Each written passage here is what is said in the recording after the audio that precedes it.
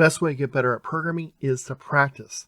And in this example, we're going to look at building JList and JCombo. That's Listbox and combo boxes that Java provides using their Swing components. As always, these files are available for download using a link provided below in the description. We'll pause for a couple of seconds so you can download them, and then we'll get started.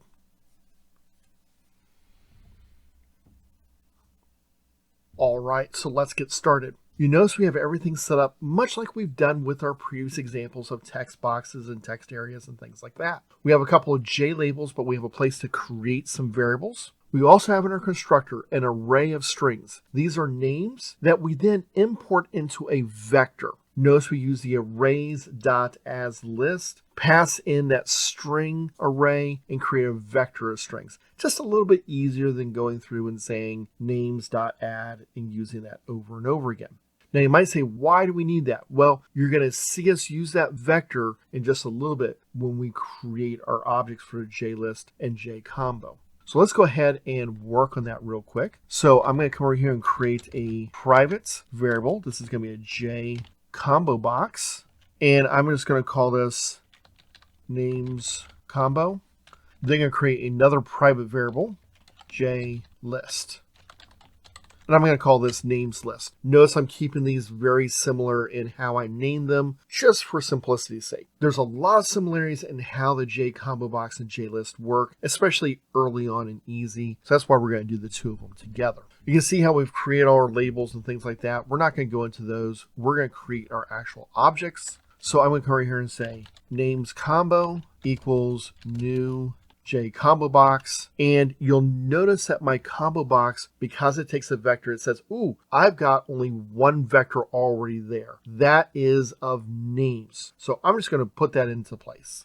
You'll also notice that JComboBox, when we created that constructor, this has got these angle brackets. This is because I can give it a type. So I'm saying, hey, this is supposed to take of type string. That knows that my vector of strings is going to make it really easy. You might think, well, wait a second, strings? Does this mean I can use something other than strings? Yes, you can. And if you see another class type, it will call the toString method to know what to display. But I could put inside a JComboBox students or employees or products or classes or anything else that I might have a class for that I can then use to display in a dropdown. Okay, so that's a real easy one. Now I'm going to do nameslist. It's going to equal new JList. Once again, you'll notice very similar. Okay, it's JList. Visual Studio Code says, oh, I've only got one vector. Let me go ahead and put it in there. I know exactly which one to do. And likewise, it has those angle brackets. So I'm going to specify that it's of type string.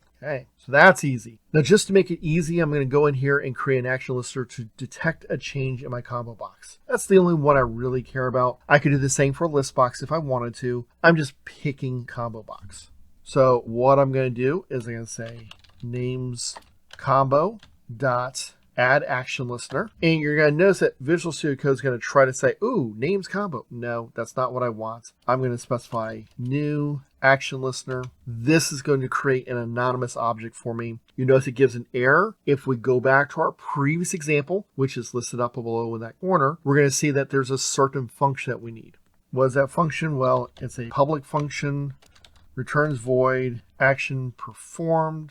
It's going to take a action event, which we're just going to call event for simplicity. And now notice that my action listener object that was created anonymously no longer has an error because I've got this specific method created. Okay. Now, what am I going to do inside this? Well, for simplicity's sake, all I'm going to do is for my names combo, I'm going to change my combo label. So say combo label dot set text. What text am I going to set? Well, very simply, I'm going to say namesCombo dot get selected item. Now this is going to be an object, set text as an error. So I'm going to say dot toString. Now you might be going, well, wait a second, shouldn't that have been of type string? Yes, it should, but this is just how Java wants to kind of set up. So here we have our list, we have our items, real simple. Now what we need to do is add these. So you notice here I have, first I'm adding list label. So I'm going to say this.add, and I'm going to say names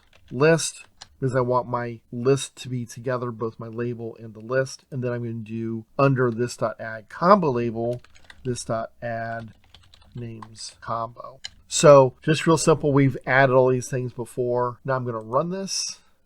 And here you notice that it sets them up and you see the difference, okay? Our list shows a scrollable list of different values. Now, given the size of my window and things like that, you're noticing that, hey, it's already there. That's fine, okay? That's totally fine. So I'm not going to worry about that. Here's my drop down or my combo box. So a combo box is sometimes referred to as a drop down list. And if I come in here and choose Mike, you notice that my label now says Mike. If I come in here and say Bob, it says Bob. If I do the same in my list, you'll notice that nothing happens because we haven't created an action listener for it. Okay, so it's only with Bob, and it's when I make the change. Could I have done the same thing with names list? You bet. In fact, it works almost exactly the same. So I create an action event listener method, I create an action listener, and then I create an action perform method. And this is just kind of that default method you can use with both list and combo boxes. So really, really easy to look at and use. Very similar to other things we've done inside of Java. Just a little bit of tweaks because you can store things besides a single line of text or multiple lines of text.